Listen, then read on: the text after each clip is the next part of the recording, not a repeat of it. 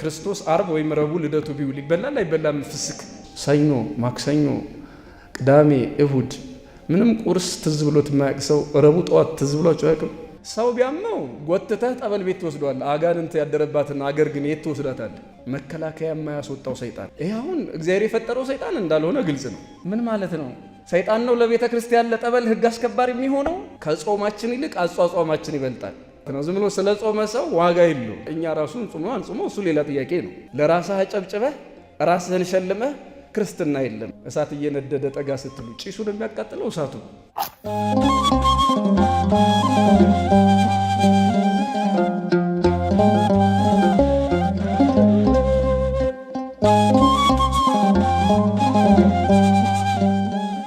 ከህዳር 15 እስከ ታህሳስ 28 ቀን ድረስ ያለው ጾማችን ቤተ ክርስቲያናችን ለምን እንደምትጾመውና የጾሙን ጥቅም መናገር የትምህርታችን ዓላማ ነው። ሶስተኛው ደግሞ ስርዓቱን መናገር ሌላኛው የትምህርት ዓላማ ነው። ሶስት ነገሮችን እንማራለን ማለት ነው። የመጀመሪያው ስርዓት፣ ሁለተኛ ታሪክ፣ ሶስተኛ ደግሞ ጥቅም። እነዚህን ሶስት ነገሮች አጠር አድርገን ያው ሶስቱ አንዱ ብቻውን የሚያልቅ አይደለም፣ ግን አጠርና ጠቅልል አድርገን እናየዋለን። ስርዓተ ጾም በሚል ርዕስ ነው የምንማማረው። እስኪ ምን አልኳችሁ? የስርዓት ምንጫችን በዋናነት እናንተ የምታውቁት የቤተ ክርስቲያን ስርዓት ተብሎ የሐዋርያት የሊቃውንት መጻሕፍት ናቸው። ነገር ግን እሱም የተቀዳው ከመጽሐፍ ቅዱስ ነው። ከመጽሐፍ ቅዱስ ጋር የሚቃረን አይደለም። የጾማችንን ስርዓት አስመልክቶ የማቴዎስ ወንጌል ምዕራፍ 6 ከቁጥር 16 ጀምሮ የሚነገር ቃል አለ፣ ወይም መድኃኒታችን ኢየሱስ ክርስቶስ ያስተማረው ትምህርት አለ። እሱም እንዲህ ብሎ ይጀምራል። ስትጦሙ እንደ ግብዞች አትጠውልጉ። የመጀመሪያው ስርዓት። ስንጾም እኛ ኦርቶዶክሳውያን አንጠውልግም። ሁለት ምክንያቶችን አብረን እናያለን እዚህ ውስጥ። መቼ ነው የማንጠውልገው? የት ነው የማንጠውልገው ስንጾም? መቼ ያልን እንደሆነ በከተማ ወይም ደግሞ ከገዳም ውጭ ያሉ ሰዎች ሲጾሙ ጾማቸውን አገር ይወቅልኝ ሰው ይስማልኝ ብለው አይጾሙ ማለት ነው። በቦታ ያልን እንደሆነ ከገዳም ውጭ ከምንኩስና ከብህትውና ቦታዎች ውጭ ያሉ እኛን ጨምሮ ዓለማውያን በዓለም የምንኖር ሰዎችን ይመለከታል። በገዳም ያሉት ግን በብህትውና በምንኩስና ሕይወት ያሉት ግን ከንቱ ውዳሴ የሚባል ነገር በቃ ለዚሁ ዓላማ ነው እና የተጠሩት። አባንትና ይጾማል እንዴ አባንትና ዛሬ እማሆይንትና ዛሬም ትጾማለች እንዴ የሚል ከንቱ ውዳሴ የለም በእነሱ ሕይወት። ሁልጊዜም ጸሎት አለ። ከተፈቀደው ከ50 ቀን ጌታችን ኢየሱስ ክርስቶስ ሞቶ ከተነሳበት የትንሣኤ ማግስት በኋላ ያሉት 50 ቀናት በእነዚህ ጊዜ ነው ጾም የማይቻለው እንጂ ሌላውን ጊዜ በሙሉ ሰው ሊጾመው ይችላል። መነኮሳት አባቶቻችን፣ መነኮሳያት እናቶቻችን ይሄን ሊጾሙት ይችላሉ። በእነሱ ቦታ፣ በእነሱ ስፍራ፣ በእነሱ ሁኔታ ከንቱ ውዳሴ የሚባል ነገር የለም። ስለዚህ አትጠውልጉ ሲባል ከቦታ አንጻር ያየነው እንደሆነ እዚህ ምድር ላይ ያለን ሰዎች፣ ከጾም አይነት ያየነው እንደሆነ ደግሞ በፈቃድ ጾም ማለት ነው። በፈቃድ ጾም በሰባቱ አጽዋማት ጊዜ እንትናኮ ዛሬ ስለሚጾም ፊቱ ጠወለገ፣ እንትናኮ ስለምትጾም ነው ጨጓራዋ የተነሳ ቢባል ይሄ ከንቱ ውዳሴ አይደለም። በሰባቱ አጽዋማት ከሰባቱ አጽዋማት ባሻገር የንስሐ ጾም እገሌ እኮ ንስሐ ገብቶ ይጾማል፣ ይሄ ከንቱ ውዳሴ የለው። ንስሐ ገብቶ መጾም የቤተ ክርስቲያናችን በአደባባይ የሚገለጥ ስራ ነው። የንስሐ አባቴ ቀኖና ስለሰጡኝ እጾማለሁ ማለት፣ ንስሐ ስለገባው እጾማለሁ ማለት ይሄ ንስሐ መግባት የአዋጅ አደባባይ ስራችን እንጂ ሰው አየኝ አላየኝ ይሄ ከንቱ ውዳሴ ይሆናል አይሆንም ብለን የምናሰላስለው አይደለም። ስለዚህ ሰባቱ አጽዋሞቻችንና አባቶቻችን የሚሰጡን የንስሐ ጊዜ እሱ ከንቱ ውዳሴ የሌለበት ነው። ፊት የጠወለገ ወይስ እንደዚህ ሆነ እንደዚህ ሆነ ብለን የምንሸማቀቅበት አይደለም። እንግዲህ ሁለት ነገር አይተናል። በቦታ እና ከሰባቱ አጽዋማት ውጪ ንስሐን ጨምሮ ያሉት ጾሞቻችን ላይ ከንቱ ውዳሴ የለም። በእነዚህ በሰባቱ አጽዋማት ላይ ፊታችን ጠወለገ ሰው አወቀብን ብሎ መሳቀቅ የለም። መቼ ነው ታዲያ ፊታችሁ አይጠውልግ የተባለ ያለ እንደሆነ በፈቃድ ጾም። ለምሳሌ ጽጌ ጾም ብዙዎቻችሁ አሁን እርግጠኛ ነኝ እዚህ ውስጥ አብዛኞቻችሁ ልትጾሙ ትችላላችሁ። መልካም ነው፣ አይነቀፍም። ነገር ግን እናንተ ስትጾሙ ሌሎቹ ባለመጾማቸው፣ አባቶች ባለመጾማቸው ምናልባት የፍስክ ምግቦችን ሲመገቡ አይታችሁ ሆዳሞች የማይጾሙ ስጋቸውን የሚያስቀድሙ ያላችሁ እንደሆነ ግብዝነት ማለት እሱ ነው። ጽጌ ጾም እንደምታውቁት ለጾመው ሰው በረከት ነው፣ ችግር የለውም። ከሰባቱ አጽዋማት ተጨምሮ ስምንተኛ ለምን አልሆነም? ለምን በጠዋት ተቀደሰ? ለምን አባቶች ካህናት በሉ? ለምን እንደዚያ ሆነ ብሎ እየጾመ ያለ ሰው ግን እሱ ጸሎቱ ጾሙ በእሾህ መካከል የተዘራ ዘር ነውና ቢያፈራ እንኳን ምንድነው ቢበቅል እንኳን ፍሬ የለውም። ስለዚህ በፈቃዳችን የምንጾመውን ጾም 318ቱ ሊቃውንት ህንፃ መነኮሳት የሚባል መጽሐፍ አለ። እዚያ ላይ ምን ይላሉ? አንተ ሰው በግልህ በፈቃድህ ስጋዬን ላድክመው ከእግዚአብሔር በረከት ላግኝ ብለህ በምትጾመው ጾም ወለመ መጽአከ እሁከ በመዋዕለ ጾም ዘትጸውም በርእስከ በራስህ ጊዜ በምትጾመው ጾም ላይ ወንድምህ ሊጠይቅህ ቢመጣ ብላ በፍቅር ምስሌሁ ከእሱ ጋር በፍቅር ብላ ነው የሚለው። ፍቅር ይበልጣል። ይሉኝታ ሳይኖርህም አይ ዛሬ እኮ ጾም ነው የምትለው በሰባቱ አጽዋማት እንደገና ይሉኝታ ሳይኖረን አይ እጾማለሁ የምንለው የነፍስ አባቴ ያዘውኛል ማለት ነው። እገሌ እኮ ንስሐ ይገባል ይገርማል ብሎ ከንቱ ውዳሴ ስለሌለ ማለት ነው። የታወጀ አዋጅ ስለሆነ ማለት ነው። ይሄ ግልጽ ነው እያልኩ ያለሁት ገብቷችኋል አይደለ? ስለዚህ የመጀመሪያው ስርዓታችን ሲጾሙ እንደ ግብዞች አለመጠውለግ ነው። መቼ? በፈቃድ ጾም።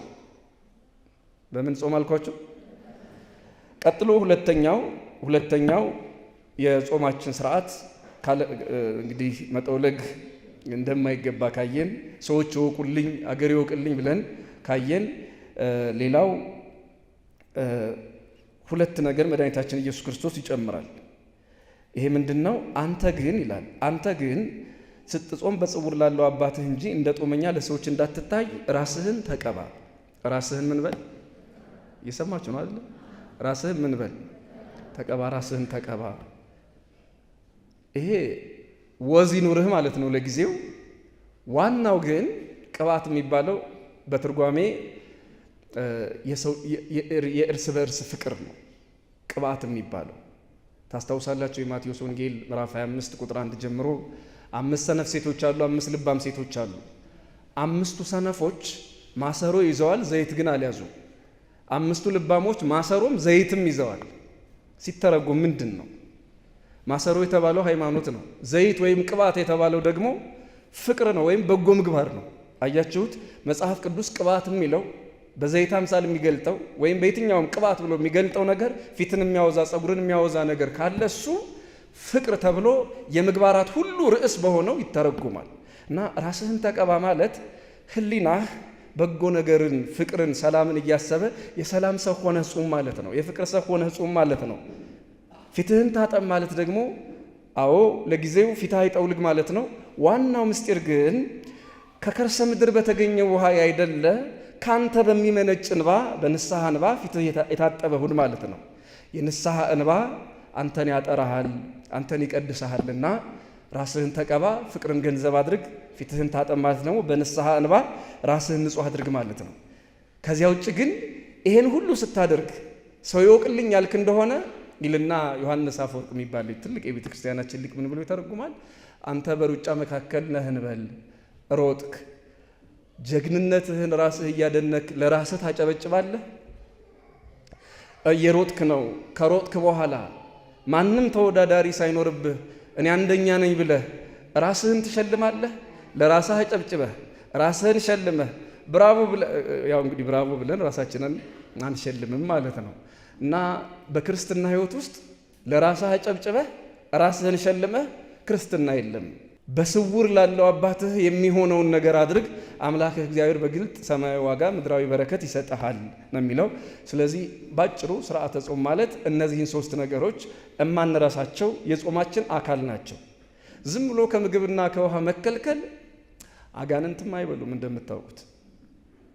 ግን የእነሱ አለመብላት እንደ ቅዱስ ሚካኤል ሊሆን አይችልም፣ እንደነ ቅዱስ ገብርኤል ሊሆን አይችልም። ለምን? መብላት አለመብላቱ አይደለም። ሲጀመር አይበሉም።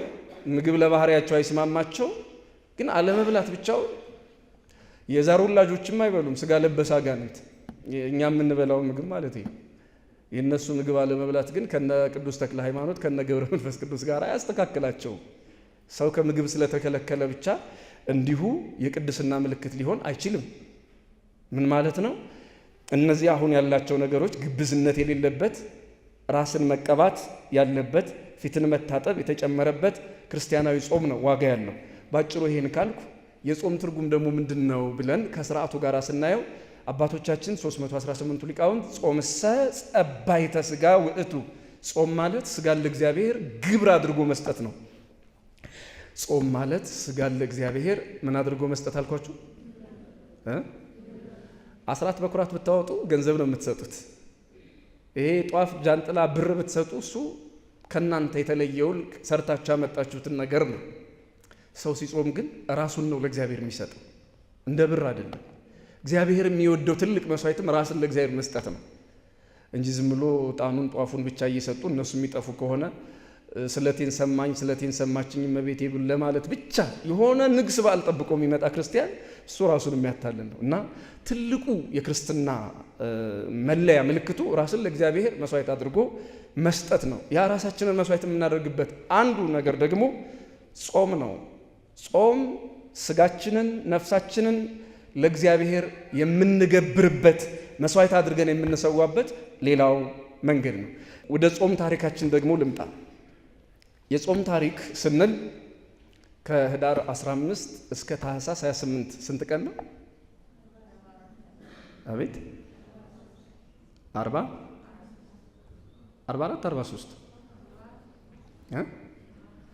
እርግጠኛ ሆኖ 44 ቀን ነው ያለን።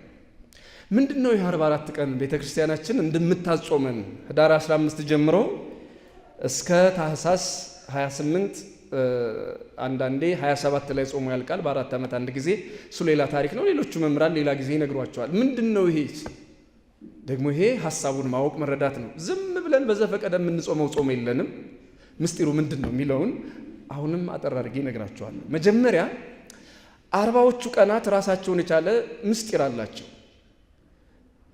40ዎቹ ቀናት ቅዱስ ቀሌምንጦስ የቅዱስ ጴጥሮስ ደቀ መዝሙር ነው። እሱ እንደሚነግረን መጀመሪያ የጾመው አዳም ነው። መጀመሪያ የጾመው ማን ነው አልኳችሁ? ሰፋ ያለ ታሪክ ነው። በጣም አሳጥሬ ልንገራችሁ። አዳም ከገነት ከወጣ በኋላ እግዚአብሔር ከገነት እንዳባረረኝ የገነትን ደጅ እንደዘጋብኝ ይቀራል ወይስ ይምረኛል ይቅር ይለኛል ብሎ ጸለየ። እና ሲጸልይ ሚስቱን ትንሽ ራቅ አድርጎ ነበር የጸለየው። ያው ዛሬ ላለችው ቤተ ክርስቲያን ምሳሌ ነው። ወንዶችም ሴቶችም አንድ ላይ ተግበስብሰን የማንጸለየው ለዚህ ነው። እሱ ደግሞ ሌሎችም ምስጢራት አሉት። ግን አዳም ትንሽ ከሚስቱ ራቅ ብሎ ለብቻው ጸለየ፣ ሱባኤ ገባ። ይገርማችኋል፣ ሱባኤ ሊገቡ ያሰቡት 40 ቀን ነበር። ስንት ቀን አልኳችሁ? 40 ቀን ሳይሞላቸው በ37ኛው ቀን ሰይጣን መጣ እና እንደለመደው ይገርመኛል። ይሄ ትርጓሜያችን ላይ ወሆረ ሀበ ገርሃይተ ሐምሉ ዲያብሎስ ወደ ጓሮ ጎመኑ ወደ ሔዋን ሄደ ይላል። የጓሮ ጎመን ለዲያብሎስ ሔዋንን ለዲያብሎስ የጓሮ ጎመኑ ይላታል። አሳድጋ ጎመን ዘር ልታደርገው ትችላለች። ገና በለጋነቱ ሳለ ወይ በጥሬው ወይ ደግሞ አብስላ ልትበላው ትችላለች። አያችሁ፣ የጓሮ ጎመን ማለት እንደፈለጋችሁ የምታዙበት ማለት ነው። ሰይጣን እንደፈለገ የሚያዛት ከዛ ከገነት ጀምሮ አሁንም አግኝቷታል። ከስህተቱ አልተማረችም እና ሰይጣን ገብርኤል ነኝ ብሎ ወደ አዳምና ወደ ሔዋን ሄደ። መቼም እንደምታውቁት ዓለም ላይ ስንኖር ያልገጠመን ፈተና ጾም ጸሎት ስንጀምር ሆነ ብሎ ትዝ የሚለን ፈተና የሚያመጣብን ያን ጊዜ ነው። ምናልባት በብዙዎቻችን አይሁን አላውቅም። ሐሙስ፣ ሰኞ፣ ማክሰኞ፣ ቅዳሜ፣ እሁድ ምንም ቁርስ ትዝ ብሎት የማያውቅ ሰው ረቡዕ ጠዋት ትዝ ብሏቸው አያውቅም? እኔ ሰይጣን መኖሩን እኮ ዝም ብላችሁ በዚህ ታውቁታላችሁ። ዝም ብሎ የግድ ስጋ ለብሶ ወይ ደግሞ ገዝፎ መታየት የለበትም።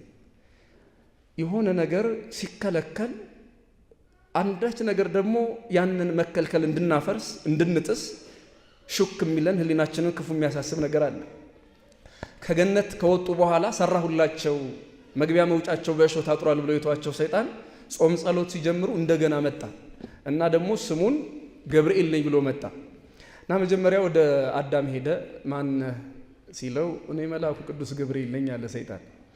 ራሱ ያንተ ፈጣሪ ይምጣ እንጂ መጀመሪያ የፍጡር ድምፅ ሰምቼ ይሄ ሁሉ መከራ መጣብኝ፣ አንተን ሰምቼ ከዚህ ከሱባኤ አልወጣም፣ ከጾም አልወጣም፣ ስለዚህ አይሆንም አለው። መጀመሪያም አትብላ የተባልከውን ዕፀ በለስ በልተህ ከዚህ ሁሉ ደረስክ፣ አሁን ደግሞ ፈጣሪ ይቅር ብሎሃል ናውጣ ብልህ እምቢ አልክ ብሎ ወደ ሔዋን ሄደ። በዚህ በአዳም ወቂበት መጀመሪያ ያን ሁሉ ሕግ አፈረሳችሁ፣ አሁን ደግሞ ፈጣሪያችሁ ይቅር ብሏችኋል ብለው እምቢ አለኛል። ማነህ አንተ ስትለው ነገራት። ያው ቅዱስ ገብርኤል ነኝ አለ። መቼም አሸባሪና ሌባ በራሱ ስም በራሱ ፎቶ በራሱ መታወቂያ ራሱን አይገልጥም። እንደምታውቁት ሰይጣን ከገነት ጀምሮ ራሱን ሆኖ አያውቅም ዛሬም ድረስ። ጽድቅ የመሰለ ኃጢአት ነው የሚያመጣው እንጂ ኃጢአትን ራሱን ኃጢአት አድርጎ ያመጣው። ሃይማኖት የመሰለ ክህደት ያመጣል እንጂ ክህደት ራሱ ክህደት ነው ብሎ ሊያመጣ አይችልም። ሃይማኖት ሲመስል ክህደት ሰዎች የምንድንበት መስሏቸው ያምናሉ። ሰዎች በጎ ነገር መስሏቸው በዚያ መንገድ ይሄዳሉ። ይሄንን ነገር ያመጣው ከገነት ጀምሮ ነው። ራሱን ሆኖ አያውቅም፣ ራሱን ገልጦ አያውቅም። ስሙን እባብ አካሉን ዲያብሎ ምንድነው? ስሙንም አካሉንም ቀይሮ ነው የመጣው። ስሙን እባብ አስብሎ በገነት አካሉንም እባብ አስመስሎ ነው በገነት የገባው።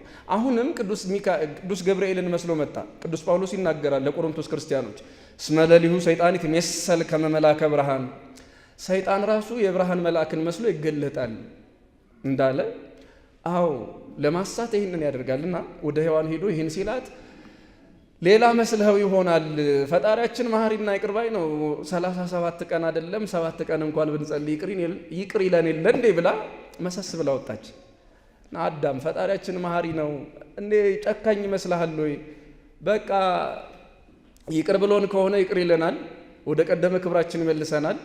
ፈጣሪያችን የ7 ቀን ጾም ይበቃዋል፣ መሐሪ አምላክ ነው ያለን አባታችን። ስለዚህ እባክህን በቃችሁ ካለን እንውጣ አለችው። እኔ ሌላ ነገር መስሎኝ ነው እንግዲህ እሺ ካልሽ ብሎ እሱም ሱባኤውን አቋርጦ ጾሙን ጸሎቱን ትቶ ሔዋንን ተከተለ። አያችሁ ዲያብሎስ ለሁለተኛ ጊዜ ሔዋንን ድል ነሳት። ሔዋን ደግሞ ለሁለተኛ ጊዜ ማንን ድል ነሳቸው ማለት ነው? ገነት ላይ ብቻ አይደለም፣ ከሱባኤም በማቋረጥ ከጾምም በማቋረጥ ሔዋን ደግሞ ሌላ ስህተት ሰርታለች። አሁን እኛ በእነ አዳም በእነ ሔዋን ልንፈርድ አይደለም። ማን ነው እሱ? አትናቴዎስ የሚባል የቤተ ክርስቲያናችን ሊቅ እናንተስ በጌታችን ቤዛነት ወደ ገነት ወደ ቀደመ ክብራችሁ ተመልሳችኋል፣ ወደ ቀደመ ጸጋችሁ ተመልሳችኋል እያለ ያዜምላቸዋል ወይም ደግሞ ይናገርላቸዋል። እነሱን ልንፈርድባቸው አይደለም ልንማርባቸው ነው ይሄንን ያመጣ ነው በሔዋንም በአዳምም። ግን 37ኛው ቀን ላይ ጾም ጸሎት አቋርጠው ወደ ገነት ጉዞ ሲጀምሩ ከግረገነት ይባላል ከገነት ስር ከተራራው ስር ሲደርሱ ታሪኩ ሲያጥር ገብርኤል እንዳልሆነ አወቁት። ከጾም ከጸሎት ከሱባኤ ያቋርጣቸው ሰይጣን ጋርዳኤል የሚባል የጥንት ጠላታቸው ነው። በዚያ ወድቀው ሳሉ ደግሞ ሌላ ሰይጣን አዳምን ራሱን ብሎ አደማው፣ ፈነከተው በድንጋይ። ይሄ ጅውጃዋ ሽማግሌ የገነት በር ስር ምን ይሰራል አባረሬዋለሁ ከዛ ብሎ እንዲቀርብ እንኳን አልፈለግም። ምን ማለት ነው? በሌላ አነጋገር ሰዎች ኃጢአት ሰርተው ከቤተ ክርስቲያን ሲርቁ የሆነ በደል ሰርተው የበደለኝነት ስሜት የጥፋተኝነት ስሜት ተሰምቷቸው ከቤተ ክርስቲያን ራቅ ሲሉ የቤተ ክርስቲያን ድምፅ ሳይቀር እንዲረብሻቸው ነው የሚያደርግ። ያ ማለት ነው ጠጋ ሲሉ ክፉ ስሜት በመፍጠር ማለት ነው። ስለዚህ ጨርሶ እንዲህ አይነት ነገሮችን ባለመስማት ህሊናን የሚወቅስ አይምሮን የሚያቀውስ ነገር እንዳይሰሙ ይሄን በማድረጌ ጥፋተኛ ነኝ፣ ይሄን ነገር በማድረጌ እንደዚህ ነኝ የማይሉበት ወይ ድናሃል ሌላ ነገር አያስፈልግህም ወደሚሉ ሰዎች ይወስዳቸዋል። ለማንኛውም እዚያ ገነት ጓሮ ላይ ያገኘው ሰይጣን አዳምን ስለጎዳው አዳም 3 ቀን ደግሞ ያችን ያቋረጣትን ሱባኤ ከነቁስሉ የ3 ቀን ሱባኤ ያዘ። አሁን መጀመሪያ 37 ቀን ጾሟል። አሁን 3 ቀን ስንት ሆነ ማለት ነው? 40 ቀን። በ40ኛው ቀን አምላካችን እግዚአብሔር ከልጅ ልጅ ተወልጄ አድንሃለሁ አለው እና የጌታችን ኢየሱስ ክርስቶስን ልደት የሰማው ከ40 ቀን ጾም በኋላ ነው። ስለዚህ እኛ አባታችን አዳምን መስለን 40 ቀን እንጾማለን። አዳም ብቻ አይደለም የሚጾመው፣ ነቢያት ጾመውታል። ምናልባት ሰፊ ታሪክ ነው። ሙሴ 40 ቀን ጾሟል። ኤልያስ 40 ቀን ጾሟል። እዝራ 40 ቀን ጾሟል።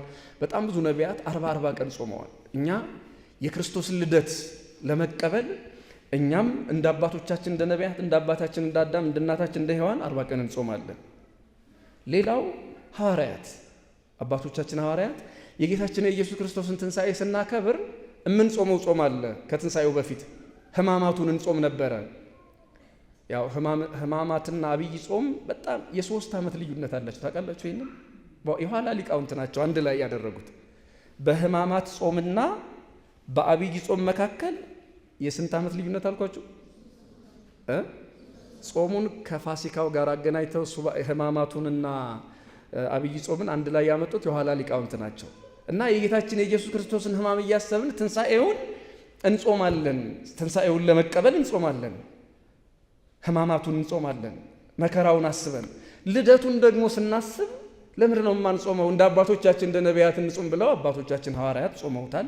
እመቤታችን ቅድስት ድንግል ማርያም መድኃኒቴ ኢየሱስ ክርስቶስን ስወልድ እንዲሁ እየበላው እየጠጣው አልወልድም ብላ ድንግል ማርያምም ጾመዋለች። 40 ቀን በጣም ባጭሩ ይሄ ነው። 40 ቀን ስንት ቀን ይቀረናል? 4 ቀን። አንደኛዋ ቀን ከአራቱ ደግሞ መሀል አንደኛዋ ቀን ጾመ ጋድ ትባላለች። ጋድ ማን አልኳችሁ? ጋድ ወይም ጋድ ለውጥ እንደማለት ነው። እሱ አሁን ጋድ ሲባል የክርስቶስ መገለጥ፣ ጋድ ሲባል ለውጥ ማለት ነው። ምን ማለት ነው? እስኪ ልጠይቃችሁ። ኢየሱስ ክርስቶስ ረቡዕ ወይም አርብ ልደቱ ቢከበር ረቡዕና አርብ ስጋ ይበላል አይበልም? አቤት እስኪ ወንዶች ንገሩኝ። ይበላል አይበላም? አይበላም አይደለም? እህቶች በክርስቶስ አርብ ወይም ረቡዕ ልደቱ ቢውል ይበላል አይበላም? ፍስክ በነገራችን ላይ ስብከተ ወንጌል ኪሳራ መሆኑ የሚገባኝ ይህንን እያሰብኩ ነው። እኛም ዝም ብለን ይኸውላችሁ፣ ዝም ብለን አሁን እንደክማለን። አባቶች እንደው በቃ ሳይቋረጥ ቢያንስ እኛ በእኛ ስንፍና ምክንያት የቀረ ነገር የለም ለማለት ነው እንጂ እርግጠኛ ነኝ አሁን አይበላም ይበላል። በተለይ አይበላም ያላችሁት እንደው በትንሹ 30 ዓመት ሆኗቸዋል ወይም ከዛ በላይ አይደል? እና ይህን ያህል ዓመት አልበላችሁም?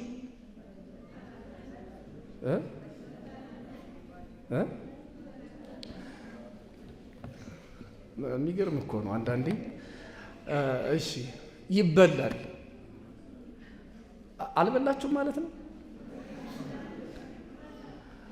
በዚህ በአብይ ጾም እና አንዳንድ የገጠር እናቶቻችን አባቶቻችን አብይ ጾም ሲጾሙ ይኖሩና በዓለ ሃምሳ ላይ ረቡዕና አርብ ይበላል አይበላም? እና በጣም አንዳንድ እናቶች አረ እኔ አርብ ስጋ አልበላ የፈለገው ታምር ቢሆን በ50 ቀን በፋሲካ እንኳን ረቡዕና አርብ ስጋማ ይበላሉ። አረ እንደው እኔ ይቀፈኛል የሚሉ ያንን ይዛችሁ መሰናም ይቀፋችኋል። አረ የሚቀፋችሁ እሱ ራሱ የሚቀፈው ነገር ነው። እናንተ መቅፈፍ ያለበት ምን ማለት ነው? ስርዓቱ ነው የሚበልጠው። ከስራ ስርዓት ይበልጣል። ምን አልኳችሁ? ከስራው ምኑ ይበልጣል? ስርዓት የሌለው ስራ ተቀባይነት ስለሌለው ከጾማችን ይልቅ አጿጿማችን ይበልጣል። ቅድም እንዳልኩት ማለት ነው። ዝም ብሎ ስለ ጾመ ሰው ዋጋ የለው። እንዴት ጾመ፣ በምን ጾመ የሚለው ነገር ከሌለ ማለት ነው። ከስራ ስርዓት ይበልጣል። ስርዓት የሌለው ምንም ነገር ዋጋ የለው። ትምህርት እንዳይሰፋ እንጂ ያለ ስርዓት የጾሙ ግን ጥቅም ያጡ፣ ያለ ስርዓት እግዚአብሔርን ያከበርን የመሰላቸው ግን የተቀሰፉ፣ ያለ ስርዓት ታቦተ ጽዮንን እንነካለን ያሉ ግን የተቀሰፉ እንዲህ አይነት ሰዎች አሉ። እና ረቡዕና አርብ ቢውል የጌታችን የኢየሱስ ክርስቶስ የልደት ቀን ምን አላችሁ? ይበላል አይበላም? እርግጠኛ ነኝ የሆነ ዓመት ላይ ደግሞ ብትጠየቁ አይበላም የሚልም ሰው አለ። የተለመደ ነው። እሺ ለዛሬ ግን ይበላል የሚለውን እንዳትረሱት። ይበላል። ነገር ግን ለምሳሌ ረቡዕ ከሆነ መቼ እንጾማለን ማለት ነው? ማክሰኞ። አርብ ከሆነ መቼ እንጾማለን? አሁን እቺ ትንሽ ልትከብዳችሁ ትችላለች። ቀጥሎ የምለው ነገር እንግዲህ እግዚአብሔር ይርዳችሁ፣ እኔንም ይርዳኝ። አሁን ለምሳሌ ረቡዕ ሲሆን ማክሰኞ ጾም። ማክሰኞ እኮ በራሱ ጾም ነው። የጾመ ነቢያት ከህዳር 15 ጀምረን ይዘው የመጣ ነው። ጾም አለ፣ ያልተቋረጠ ጾም። በጾሙ ላይ ምን ጾም አለ? በጾሙ ላይ ጾም የለም። ስለዚህ ለምን እንጾማለን ነው።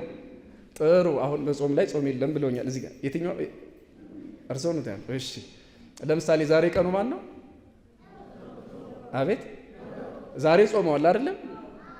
አቤት ጾመዋል አልጾሙም? ዛሬ እሺ ጾመዋል። የጾሙት ረቡዕ ነው ወይስ የነቢያትን ጾም ነው? አቤት አንድ ቀን ግን አዩት። በአንድ ጾም ላይ በአንድ ቀን አንዲት ቀን ናት ረቡዕ። ተመልከቱ። ረቡዕ በመሆኗ ይጾማል። ደግሞ ምን በመሆኗ ይጾማል? ከፋፍለው አልጾሙም አይደል? ከ1 እስከ 3 የረቡዕ ጾም፣ ከ3 እስከ 6 ደግሞ የነቢያት ጾም ብለው ከፋፍለውታል። ሳይከፋፈል እንዲሁ ነው አይደል የጾመው። ያኛውም አሁን ለምሳሌ ጌታችን የኢየሱስ ክርስቶስ ልደት ታኅሳስ 29 ረቡዕ ቢሆን 28ኛዋ ቀን ማክሰኞ 18 ሰዓት ነው የሚጾመው። አሁን ትጾሙታላችሁ። እኛ ራሱ እንጾመው አንጾመው እሱ ሌላ ጥያቄ ነው። ግን እንደ ስርዓት ነው የምነግራችሁ። እንደ ስርዓት ስንት ሰዓት ይጾማል አልኳችሁ? 18 ሰዓት። ቅዳሴውም ሌሊት እንደ ትንሣኤ እንደ ጥምቀት ቅዳሴ ሌሊት ነው የሚቀደሰው የልደት ቅዳሴ። ስለዚህ 18 ሰዓት እንጾመዋለን። ለምንድነው 18 ሰዓት የምንጾመው? ያቺ ቀን መጾም ያለባት 9 ሰዓት። ተመልከቱ። አንዷ ማክሰኞ ጋድም ናት፣ ደግሞ ምንም ናት። ነገሩ ጾመ ነቢያትም ናት። ምንም ናት አልኳችሁ? ለውጥም ናት። የረቡዕ ለውጥ ናት፣ ደግሞ እንደገና የነቢያትን ጾም ናት። አያችሁ? ልክ አሁን የዛሬው ረቡዕ ጾመ ነቢያትም ነው ረቡዕም ነው። እንዴት በጾም ላይ ጾም አለ እንዴ ብለን አሁን ረቡዕን ጠይቀናል። በጾም ላይ ጾም የለም ብለን ረቡዕ ላይ አልተከራከርንም። በረቡዕ ጾም ላይ የነቢያትን ጾም ደርበን እየጾም ስለሆነ፣ በተመሳሳይ መልኩ ያቺ ማክሰኞ የመጨረሻው ቀን ወይም ሐሙስ የመጨረሻው ቀን ተደርቦ ምን ይላል ማለት ነው?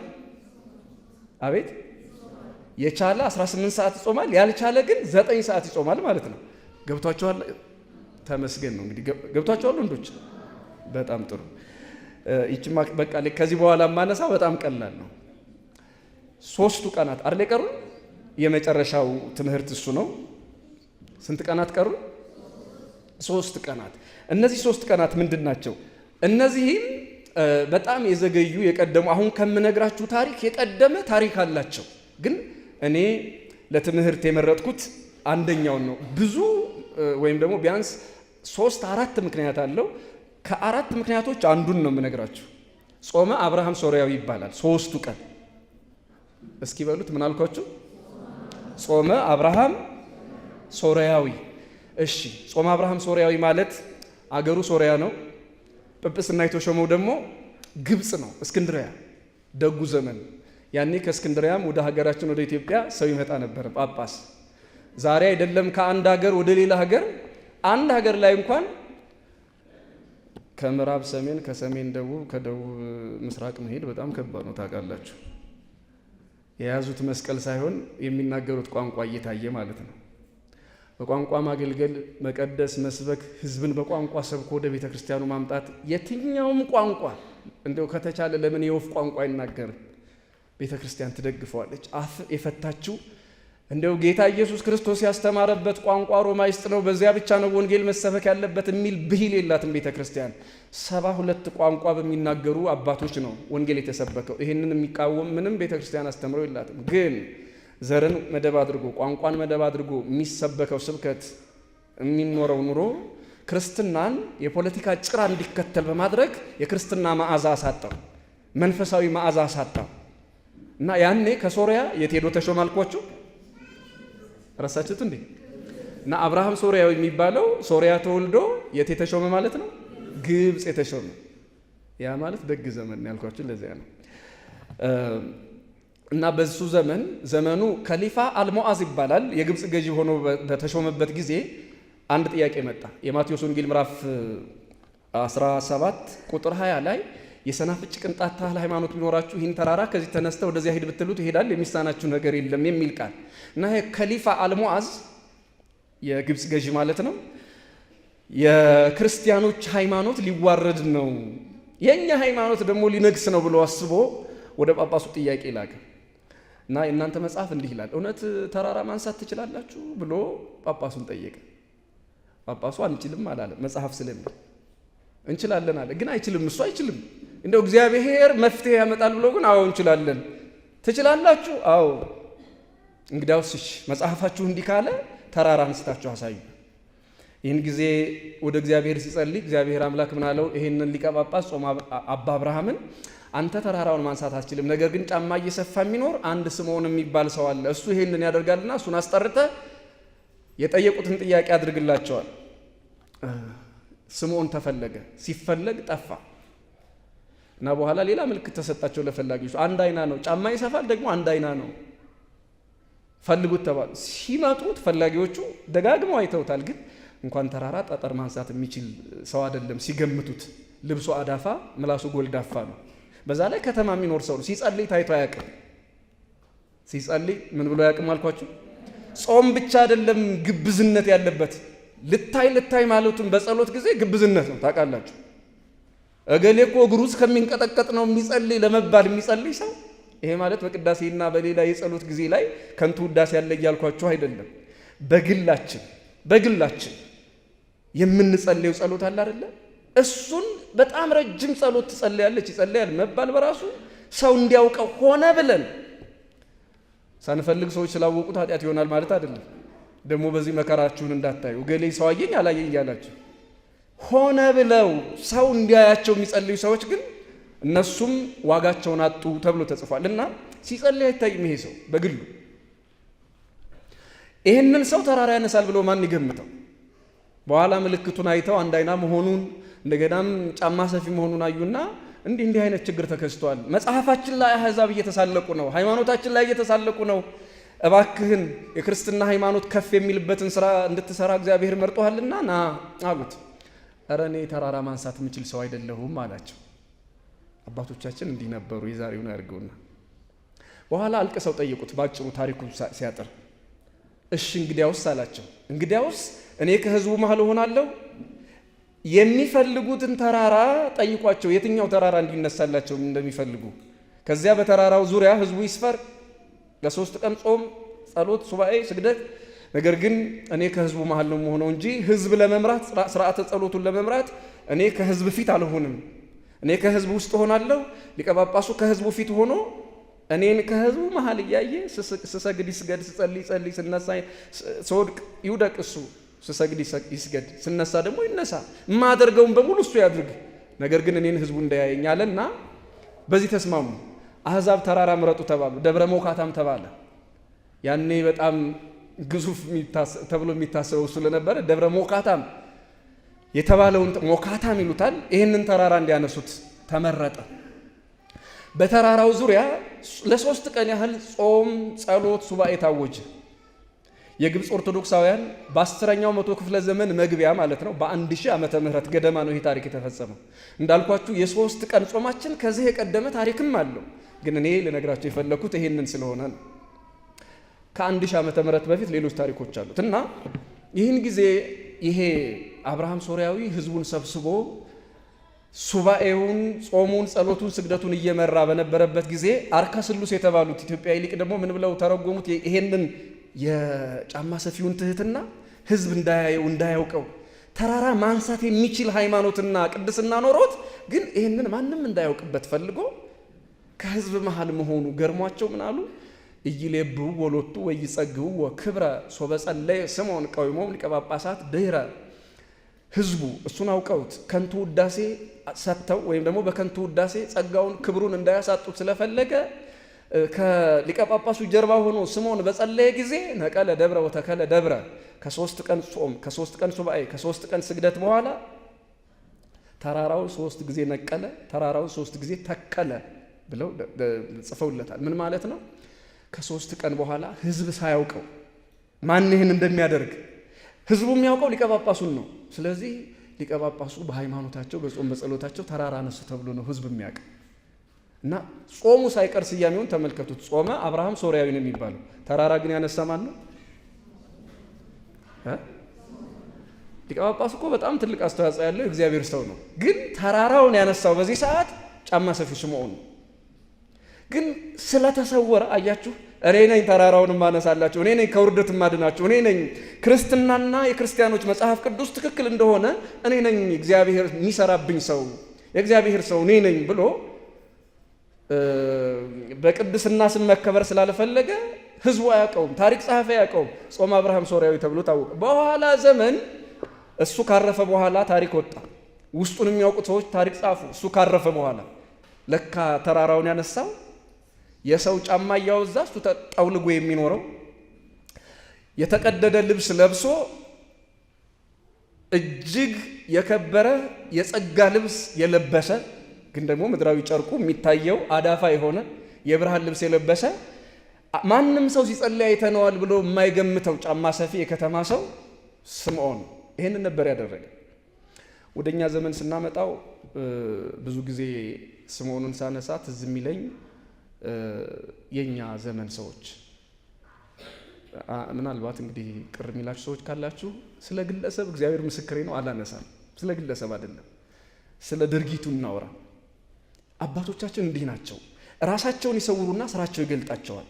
አሁን ቅርብ ጊዜ ከዘመነ ባህታውያን በኋላ ኢትዮጵያ ውስጥ የምናየው ደግሞ ምን አለ መሰላችሁ? ለምሳሌ አንድ የጥምቀት ሲል እያየሁ ሰዎች ሲያጠምቁ ሰይጣን ወጣው ይላል። ወጣ እስኪ በገብርኤል ስም በገብርኤል ይምላል ሰይጣን፣ በእመቤታችን ስም ይምላል። በኋላ በመጨረሻ በስላሴ ስም ሁሉ ይምልና በል ወደ ልቧ ከመለስካት እኔ ማነኝ እስኪ የኔን ስም ጥራ ሲሉት አጥማቂው አባ የሱ ስም እኮ ያቃጥላል እንዴት ብዬ ጠራዋለሁ አለ። የሰይጣን ቅኔ ገብቷቸዋል። ምንድነው ስህተቱ? እስኪ እዚህ ውስጥ ይሄ አሁን እግዚአብሔር የፈጠረው ሰይጣን እንዳልሆነ ግልጽ ነው። ራሱ ሰዎች የፈጠሩት ሰይጣን ነው። ወይም ደግሞ በጣም ያልተማረ ዝም ብሎ የመንደር ሰይጣን ይመስለኛል። ምን ማለት መሰላችሁ? ሰውየውን እኮ አሁን በቃ ይሄው ከቤተ ክርስቲያን ጋር እንዲጣሉ አደረጋቸው። ምን ማለት ነው? የስላሴ ስም አላቃጠለውም፣ የጻድቃን የሰማዕታት የእመቤታችን ስም አላቃጠለውም። እሺ የፍጡር ስም ነውና አላቃጠለው። ምን በል ባይሆንም እንኳን እሺ አላቃጠለው። የእግዚአብሔር ስም ሳያቃጥለው የአጥማቂ ስም ያቃጥላል? እስኪ ፍረዱ፣ ያቃጥላል? እሺ ይሄ ከከበዳችሁ ሌላ ምሳሌ ንገራችሁ። እሳት እየነደደ ጠጋ ስትሉ ጭሱን የሚያቃጥለው እሳቱ እሳቱ ሳያቃጥል እንዴት ጭስ ያቃጥላል? ነውር አይደለም? አጋንንትን የሚያወጡ የሚያቃጥሉ ሰዎች ቤተ ክርስቲያን በበዙላት በዚህ ዘመን መጽሐፍ ቅዱስ ሸምድደን ግን የፈውስ ጸጋ ስለሌለን በጣም ብዙ ሰዎች ሲታመሙ ማየት ያሳዝናል፣ ሲሰቃዩ ማየት ያሳዝናል። ነገር ግን ተአምራት ዝም ብሎ እንደ ቆሎ የሚያፍሱት ነገር አይደለም። ቤተ ክርስቲያን መለኪያ ያላት ስርዓተ ፈውስ የሚባል እንዲያውም ትምህርት ወደፊት ቤተ ክርስቲያኒቱ በመደበኛ ነገር ካላስተማረች ችግር ነው። ስርዓተ ፈውስ በጣም የታወቀ የተጠና ነገር ነው። ምን ልላችሁ ነው ይሄንን የምለው? ይሄ ሰው ጫማ ሰፊውን ስምዖን አስቡት። ቅድስናው እንዳይታወቅ ተራራ ማንሰቱ በህዝብ ዘንድ እንዳይገለጽ ስለፈለገ እሱ ከህዝብ ጋር ሆኖ ተመልከቱ። ህዝቡ የሚያየው ማንን ነበረ? አቤት ሊቀ ጳጳሱን። ሊቀ ጳጳሱ ደግሞ የሚያየው ማንን ነበረ? አያችሁት? ሰው ሳያውቀው ተራራው ተነሳ፣ እግዚአብሔር ከበረ። በኋላስ ማን ገለጠው? ስራው። ክርስቲያኖች የአጋንንት ምስክርነት ሳያስፈልግ፣ የበሽተኛ ምስክርነት ሳያስፈልግ። እኔ አሁን አንዳንድ ጊዜ ታማሚዎች ይቅር ቦታ ይህን እንኳን መጥቀስ አያስፈልገኝ። የሆነ ቦታ ከመምህራን ከአገልጋዮች ጋር እየሄድን ሩቅ ነው፣ እርግጠኛ ነኝ 3 ኪሎ ሜትር ነው የቀረን። ጫማ ፍቷል የሆነ ሰው እንዴ ገና ወደ ቤተ ክርስቲያኑ አልቀረብንም፣ ገና ግቢው ነው እንግዲህ ገዳሙ ሰፊ ስለሆነ ገና ነን 3 ኪሎ ሜትር ላይ ምን ነው ጫማ ፍቱም? አይ ከዛስ ሌላው ሰው ጤነኛው ሰው የአርሴማ ጠበል ተናገርኩ። የት እንደሆነ ቦታውን አታውቁትም፣ ችግር የለው። የእሷ ጠበል በአጋንንት ነው የሚጠበቀው። ስለዚህ ጫማ ብትፈቱ ይሻላችሁ፣ ጋኔን እየተጠራራ ይገላችኋል አለን አንዱ ጤነኛ ሰው። ክርስቲያኖች አሁን እስኪ በንጹህ ሕሊና ሆናችሁ አስቡት። ሕግ አስከባሪ የሆነ ሰይጣን ከመቼ ጀምሮ ነው ለቤተ ክርስቲያን ሕግ አጥፍቶ መስሎኝ ይህን ሁሉ መተራመስ ያመጣብን በምድር ላይ ይህ ሁሉ ቀውስ የመጣው ስርዓት ጥሶ ከእግዚአብሔር ተለይቶ አሁን ለእግዚአብሔር ያልተገዛ ሰይጣን ለአርሴማ ተገዝቶ ነው? ምን ማለት ነው? ሰይጣን ነው ለቤተ ክርስቲያን ለጠበል ሕግ አስከባሪ የሚሆነው? ሰይጣን ነው ለእኛ ሴቶች ልብስ የሚመርጥላቸው?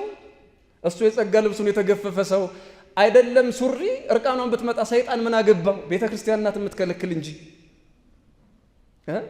ሰይጣን ምን አግብቶት? ቤተ ክርስቲያን ግን ራሷ ይሄንን ነገር አስተካክላ ትከለክላለች። ስለዚህ ይሄ የአጋንንት ጥበቃ እዚህ ጠበል አካባቢ አጋንንት እንደዚህ አረ ይቆጣሉ የሚሉት ነገር ትክክል አይደለም።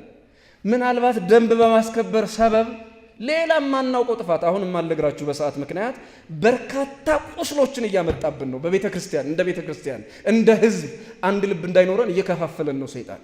ስለዚህ እውነተኛ ቅድስና ማለት እውነተኛ ቅድስና አሁን በሕይወተ ሥጋ ያሉ አባቶቻችን እናቶቻችን ጋር ሲሞቱ ነው የሚገለጠው እንጂ እኔን ወቁኝ አይባልም። እኔ መስክሩ ፈጽሞ ምስክርነት እንኳን ቢመጣ ከአካባቢው ይሰወራሉ። ይሄንን ያደረገ እግዚአብሔር ነው እኔ አይደለሁም ይላሉ። ይሄን ሁሉም ነግራችሁ ለምንድን ነው? እውነተኛ አባቶቻችን ቅድስናቸው ተገለጠ ሲባል ይሄው ልክ እንደ ስምዖን እኔን ሰው እንዳያውቀኝ ይላሉ። ጾሙ ራሱ ጫማ ሰፊው ስምዖን የስምዖን ጾም ነበር መባል የነበረበት ግን ጾመ አብርሃም አቤት አያችሁ፣ ውዳሴው የመጣለት ራሱ ከሞተ ከብዙ ዓመት በኋላ ነው። እና አሁን እኛ ልክ እንደዚህ ሁሉ የት ጋር እናደርጋለን መሰላችሁ? አያችሁ፣ መመስገን የሚገባው ስሙ የሚያስፈልገው እንደው ክብር የሚያስፈልገው የበለጠ ጫማ ሰፊው ነው። ግን አላወቅ ነው። እናንተ አሁን የጣፈጠ የሬስቶራንት ምግብ በልታችሁ በጣም የሚጣፍጥ ቲፕ የምትሰጡ ለሼፍ ነው ለዌይተር ነው? ምን አላችሁ? ግን ቲፕ የሚያስፈልገው ለማን ነበር? አያችሁ፣ እዚያ የሀብታም ምድጃ ላይ ቆሞ የሚውል ሰራተኛ፣ ጭስ የሚል ሰራተኛ ምግቡን አጣፍጦ የሚሰራው እሱ ነው። እሷ ናት የምትሰራው። ግን ቴንኪው የምንለው ጭስ ያለከው ሰው ነው። በጣም እኮ የምንገርም ሰዎች ነው። አሁን በዚህ ቅር እንዳይላችሁ በዚህ ስራ ላይ ያላችሁ ሰዎች እኔ ፍትሃዊነት ነው እያወራ ምናልባት ካላችሁ መስተንግዶ ላይ ያላችሁት ማለት ነው። አያችሁት? ግን ድካሙን የሚደክሙት ሌሎቹ ምግብ አጣፍጠው የሚሰሩት፣ ግን እኛ እናመሰግናለን። ቲፕ የምናደርገው ምግብ ያቀረበው አባ አብርሃም የከበረ ሰው ነው። እግዚአብሔር የሚወደው እግዚአብሔር አገልጋይ ነው። ይሄን ተራራ ያነሳውና ስሙ ሊጠራ የሚገባው ግን መታወቅ የነበረበት ግን ማን ነበር ማለት ነው? የተሰወሩ አባቶቻችን ሁልጊዜም ለእኛ ክብር ናቸው። አያችሁ፣ እንደ ዘመን እንደ ሀገር እንደ ትውልድ ፈተና በመጣብን ጊዜ እዚህ ከተማ ለከተማ ሰውነታቸውን የሚያደሙ በባዶ እግር ሲሄዱ መራራ በላን ሲሉ የምታዩቸው በፍጹም እኔ እግዚአብሔር ምስክሬ ነው በእነሱ አይደለም። እናንተ ሲጀመር ፍትፍት የማትወስዱላቸው አባቶች፣ በየገዳሙ ደግሞ ይሄ 200 ሺህ ብር ስልክ የማትሰጧቸው፣ ዘመናዊ ህይወት የማታለማምዷቸው፣ ከኛ አይን የራቁ እኛ የማናውቃቸው እግዚአብሔር የሚያውቃቸው ቅዱሳን ስምዖኖች ናቸው። ከነ ችግራችን ቢያንስ እንዲህ ወጥተን እንድንገባ የሀገርን ሰላም የሚጠብቁ ቢያንስ እንጥፍጣፊ ሰላም እንኳን እንዳናጣ እግዚአብሔር የሚያውቃቸው እኛ የማናውቃቸው እነዚህ አባቶች በመኖራቸው ነው እንደው ኢትዮጵያን እግዚአብሔር እስካሁን በቃል ኪዳን የጠበቃት። እግዚአብሔር አምላክ ስምዖኖችን ለሀገራችን፣ ለቤተ ክርስቲያናችን፣ ለህዝባችን ሲል ያብዛለን። ጫማ ሰፊው ስምዖን በ3 ቀን ጾም፣ ጸሎት፣ ሱባኤ ተራራ አንስቶ የክርስትናን ልዕልና የክርስትናን ክብር የገለጠበት ቀን በመሆኑ እኛም የክርስትናችንን ክብር የክርስትናችንን ልዕልና የጾምን ኃይል የጾምን አቅም የምናሳይበት ስለሆነ ይህንን ጾም 3ቱን ቀን ማለት ነው አብረን ከነቢያት ጾም ጋር እንጾመዋለን ማለት ነው። እንግዲህ እንዳልኳችሁ ይሄ ብቸኛው ወይም ደግሞ የመጨረሻው ምልክት አይደለም። ጥቅሙ ምንድን ነው የሚለውን የመጨረሻ ላድርገው። አንድ ጥቅስ ብቻ ልንገራችሁ። የዮሐንስ ራእይ ምዕራፍ 18 ቁጥር 2 ላይ ወድቀት ባቢሎን ሀገር አባይ ወኮነት ማይደረ ለአጋንንት፣ ባቢሎን ታላቋ ሀገር ወደቀች የአጋንንት ማደሪያ ሆነች ይላል። እስካሁን አብራችሁ እስኪ በሉ አላልኳቸውም። እስኪ አሁን ግን በሉ ታላቋ ሀገር ባቢሎን በሉ ወደቀች የአጋንንት ማደሪያ ሆነች። ራእይ ምዕራፍ 18 ቁጥር 2 ጀምሮ ያለቃል። ምን ማለት ነው ይሄ? ባጭሩ ሲተረጎም ባቢሎን እግዚአብሔርን ተወች፣ እግዚአብሔር ስትተው እግዚአብሔር ሲተዋት የአጋንንት ማደሪያ ሆነች ይልና ተርጓሚ ሊቃውንት ምን ይላሉ? ሀገር ያለ ጾም ያለ ጸሎት ያለ እግዚአብሔር ስትኖር፣ ጾም ጸሎት የሌለው ህይወት ስትኖር ሀገር ደባስ የሚባል ጋኔን ያድርባታል ይላል። ምን የሚባል ጋኔን አልኳችሁ? ደባስ የሰው ስም ነው አይደል? የሆነ ጊዜ ላይ አሁን ዘመናዊነት አስቀረው መሰለኝ ይሄን ስም። እኔ አስታውሳለሁ ጎረቤታችን ደባስ ሰይጣንም ሰውም ተካፍሎት የሚኖር ስም ነው። ለምሳሌ ደበሳ የሚባል የኦሮምኛ ቋንቋ አለ መሰለኝ፣ የእሱን ትርጉም አላውቅም። አማርኛ ግን ዳባሼ ደበሳይ ማለት ደጋፊ ማለት ነው ለሰው ሲሆን፣ ለጋኔኑ ሲሆን ግን ያው እንግዲህ ያው ደባሱ ደም ወዳጅ ጾም ጸሎት የሚጠላ ሀገር የሚያተራምስ ፍቅር ሰላም የሚያሳጣ ሰይጣን ማለት ነው ደባስ ማለት። እና ባቢሎን ስትወድቅ ከእግዚአብሔር ስትለይ ጾም ጸሎቱን ስትተው ሰይጣን መጣና በሀገሪቱ አደረ። ይገርማቸዋል። በምን አደረ አልኳቸው? ዝም ብሎ በሰው ብቻ የሚያድር እንዳይመስላችሁ፣ በሀገርም ያድራል። ሰው ቢያመው ጎትተህ ጠበል ቤት ትወስደዋለህ። አጋንንት ያደረባትን አገር ግን የት ትወስዳታለህ? ምንም እኮ ከባድ ፈተና ነው። ስለዚህ አንድ መፍትሄ አለ። ማርቆስ 9 ላይ መድኃኒታችን ኢየሱስ ክርስቶስ ደቀ መዛሙርቱ በጠየቁት ጊዜ የሆነ ጋኔን እምቢ ብሏቸው ለምንድን ነው እኛ ማውጣት ያልተቻለን ሲሉት እውነት እውነት እላችኋለሁ ይህ ወገን በጾም በጸሎት ካልሆነ ከሰው አይወጣም አለ። ጥቅማችን ይሄ ነው። ነፍሳችንን ለስጋችን ማስገዛት አንደኛው ጥቅም ነው። የጾምን በረከት ማግኘት ሌላ ሁለተኛው ጥቅም ነው። ሶስተኛው ጥቅማችን ደግሞ ደባሱን ከሀገራችን ማስወጣት ነው። መከላከያ የማያስወጣው ሰይጣን በሰሜን በደቡብ በምስራቅ በምዕራብ መንግስት ከሆኑ ሰዎች ጋር ከሆኑ ታጣቂዎች ጋር እንደዚህ አድርጌ ሙትና ቁስለኛ አድርጌ እነሱም እንደዛ ይላሉ፣ እሱም እንደዛ። ግን ከዚህ ሁሉ ጀርባ ጆሮዋችንን የደፈነ ምላሳችንን ያረዘመ ለሰላም እንዳንግባባ ለጦርነት ብቻ የከረፋ ታሪክ እንድንናገር በማድረግ መግባቢያ ያሳጣን ደባስ ከሀገር በምን ይወጣል? ሙትና ቁስለኛ የማይሆን ድሮንም አይመታው ይሄው ሰይጣን ነው። ይህን ሰይጣን በምን እናስወጣዋለን? በሀገር ላይ ካደረ በጾም በጸሎት። ስለዚህ ሀገራችን እረፍት እንድታጣ ያደረጋትን ሰይጣን ማውጣት የምንችለው በራሳችንም የመጣውን ፈተና የምናርቀው ደባስ የተባለው ሰይጣን ከህይወታችን ከሀገራችን እንዲወጣ የምናደርገው በጾምና በጸሎት ኃይል ነው። ስለዚህ የጾም ጥቅሙ በጥቂቱ ይሄ ነው። አምላካችን እግዚአብሔር በዚህ ጾም ግዳጅ ፈጽመን አምላካችን እግዚአብሔር ፊት ደርሶ ምሕረት ይዞ የሚመጣ ሰላም ይዞ የሚመጣ በረከት ይዞ የሚመጣ ጾም ይሆንልን ዘንድ አምላካችን እግዚአብሔር በጾም ሁላችንን ይቀድሰን ይባርከን። ስብሐት ለእግዚአብሔር።